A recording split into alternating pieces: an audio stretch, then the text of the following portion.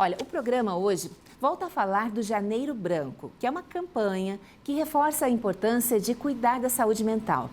Infelizmente, casos como o que aconteceu recentemente em Mafra nos mostram o quanto esse tema é urgente. No caso, uma jovem de 22 anos foi presa em flagrante por esfaquear a irmã de apenas 4 anos. A criança não resistiu aos ferimentos e morreu no hospital. Segundo a investigação, as duas estavam sozinhas em casa no momento do ocorrido. E a investigada já tinha histórico de problemas psiquiátricos, incluindo internações. Para nos ajudar a refletir sobre a importância do diagnóstico precoce e do acompanhamento adequado de transtornos mentais, recebemos a psicanalista Carla Françoise. Boa tarde, Carla, bem-vinda. Obrigada por aceitar. Sempre um prazer vir aqui, sobretudo quando o tema é sobre saúde mental, que urge que se fale mais e mais e mais sobre o assunto, né? Eu que agradeço aqui a oportunidade. Carla, eu começo te perguntando o que caracteriza um transtorno mental, né? E quais os mais comuns, os transtornos que você mais diagnostica? A gente precisa entender primeiro sintoma e transtorno, né? Os transtornos mais comuns é o transtorno de depressão maior, a bipolaridade, a esquizofrenia. Esses são os transtornos mais comuns e mais populares, vamos dizer assim, né? E aí existem os sintomas em razão do transtorno, que no caso da depressão maior, por exemplo, vem a ideação suicida. Então, existem os sintomas relacionados ao transtorno. Carla, a questão do diagnóstico, né? Hoje nas redes sociais, muitas pessoas compartilham a sua rotina. Não só aquilo que é bonito, tá tudo certo, mas também questões íntimas, né? Por exemplo, tem aparecido com frequência vídeos de pessoas dizendo: eu acabei de ter uma crise, ou de borderline, ou de ansiedade.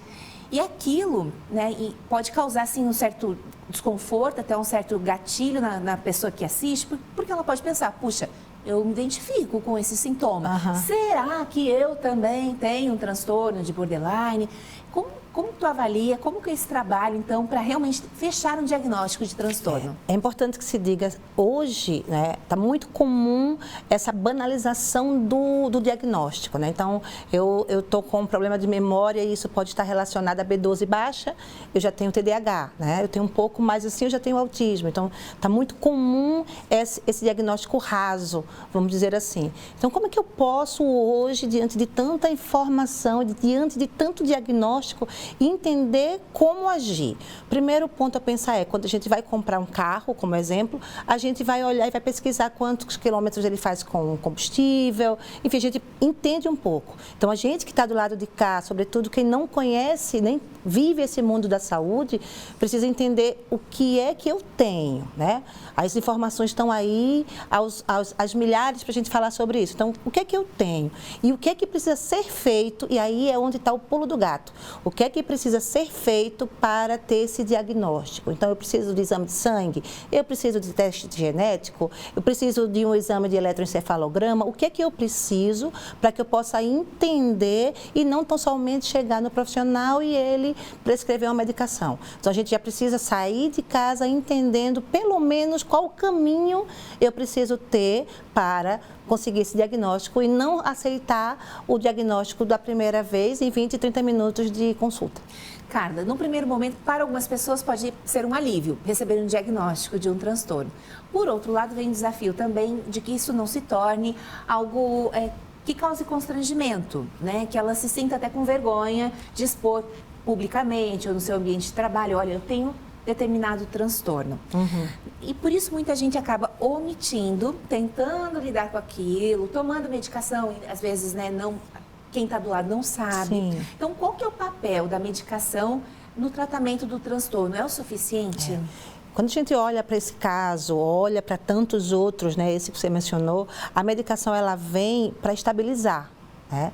Então, primeiro passo, eu tenho um transtorno, a sociedade ainda, e por isso que o Janeiro Branco é tão importante, por isso que o Setembro Amarelo é tão importante que a gente fale de saúde mental o ano inteiro, porque a gente precisa entender que o transtorno não deixa a pessoa aquém de uma sociedade, à margem de uma sociedade, ela não deixa de ter a funcionabilidade dela em razão de um transtorno, né? Então, existe o transtorno sim, vamos medicar sim, e vamos fazer com que aquela pessoa seja funcional. mental. Então, uma coisa é a medicação. A verdade, a medicação nesse contexto todo, ela é apenas um recorte do todo. Eu estou medicada, estou bem, estou ok, mas eu estou funcional? Né? Eu consigo socializar, porque a grande maioria hoje toma medicação e continua com os sintomas, mas aí o que ela faz? Ela segura, né? Então, ela explode em casa, no trabalho ela sua, ela tem crise de pânico, ela vai para o banheiro, ela volta, mas está tomando a medicação. Então, a medicação ela é apenas um recorte do todo. O bem-estar é completamente diferente de estar medicado. Vamos dar como exemplo certas medicações que causam aquela sensação de anestesia, né? Você olha para a pessoa, ela parece plena. Ela só existe. Ela só existe, né? Do tipo, ela não tem emoções. E ter emoções também faz parte da saúde, né? E uma coisa importante que a saúde mental, porque quando fala assim, ai Carla, sobre saúde mental, janeiro branco, vamos falar só sobre transtornos, não. Saúde mental é a gente funcionar da melhor forma possível. Eu posso tratar minha saúde mental e não ter ansiedade, por exemplo, não ter nenhum quadro de depressão. Mas o que é a saúde mental? Como é o meu cérebro funcionar da melhor forma, em alta performance, na melhor funcionabilidade que ele pode entregar? Então, os transtornos é apenas um recorte desta saúde mental tão esperada, tão buscada por todo mundo. Bem, então o apoio, esse suporte profissional é importante. E qual o papel da família e dos amigos também nessas questões de saúde mental? Primeiro, quando a gente entende que tem alguém com transtorno, olha, eu estou falando de transtorno, né? E aí, em seguida, vem os sintomas. Eu costumo falar para meus pacientes assim, para a mãe de um paciente que vem com depressão, ele faz, ele não come, ele não levanta. Vamos entender um paciente cirurgiado, né? Quando ele está em cirurgia, que ele corta tudo e faz uma bariátrica que está lá há 40 dias, a gente vai ali e leva comida, a gente leva para tomar banho. E o paciente com transtorno, ele meio que se assemelha a isso, ele precisa de um amparo ali para que possa entender, ouvir, fazer com que ele faça as atividades físicas, que tome a medicação, que comece a buscar esse apoio dentro de casa, porque tudo começa em casa, né?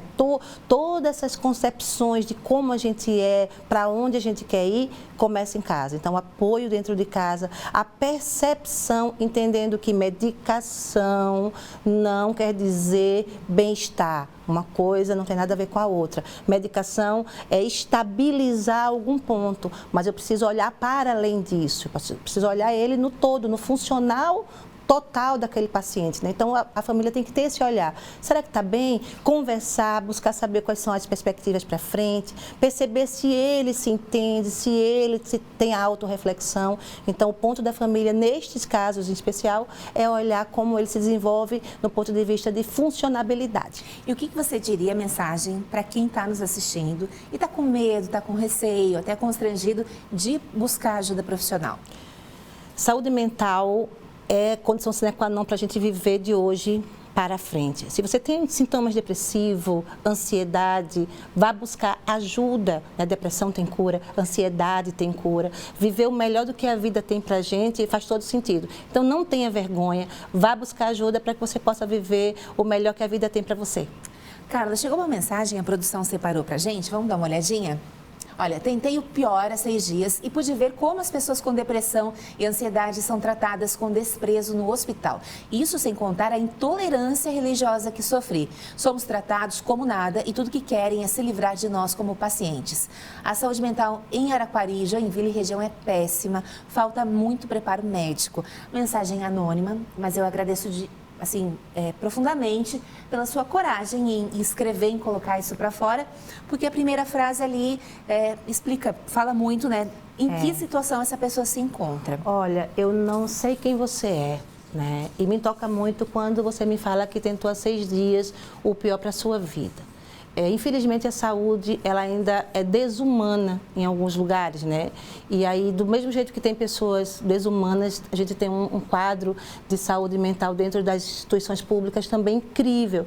Então, é difícil falar, né? É difícil, é meio que na mega sena a gente quando consegue buscar um profissional tão bom que acolha a gente diante de um momento tão difícil. O que eu posso lhe dizer assim hoje é deixar minha solidariedade a você e eu peço que você entre em contato com a produção do programa, peça meu número que eu vou tratar você, tá bom?